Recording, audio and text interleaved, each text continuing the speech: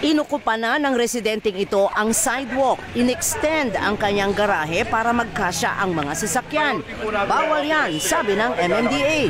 Hindi po natin property line yan. So ngayon wala pong makakapaglakad ng mga tao. Eh paano yung basura? Hindi po rason ng basura para mag-extend tayo ng property natin. Nakita ni Manang na seryoso si Nebriha. Kaya who you gonna call si Manang? Hindi po rason yun. Ay, kagawad!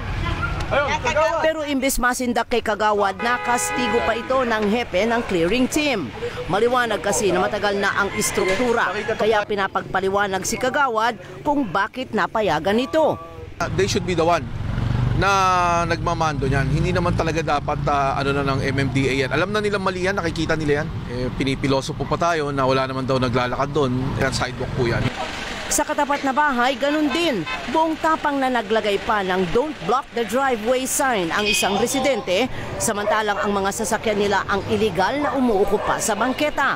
Hinila ng tow trucks ang mga sasakyan. Si Manang na nag-extend ng garahe, may barbecuehan pa pala. Obstruction na naman, kaya pinatanggal ng MMDA. Sandali lang. Kaya yung tanggal marami pang minutuin. Pag-usad muli ng MMDA team, may isa namang nanlaban.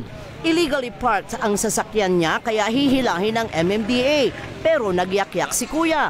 Intel daw siya sa military kaya di siya pwedeng matow.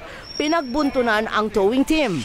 Binidyohan at pinagkukuha pa ang mga pangalan habang todo sumbong sa cellphone sa amo niyang militar.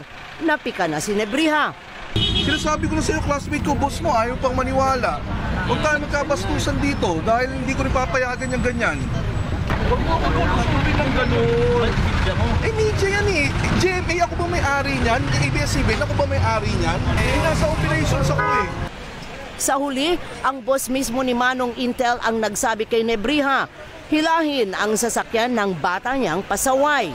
We don't care, we don't mind who you are, kung anong mga IDs ho yung pinapakita, kung sinong Poncio Pilato ho yung mga tinatawagan ninyo.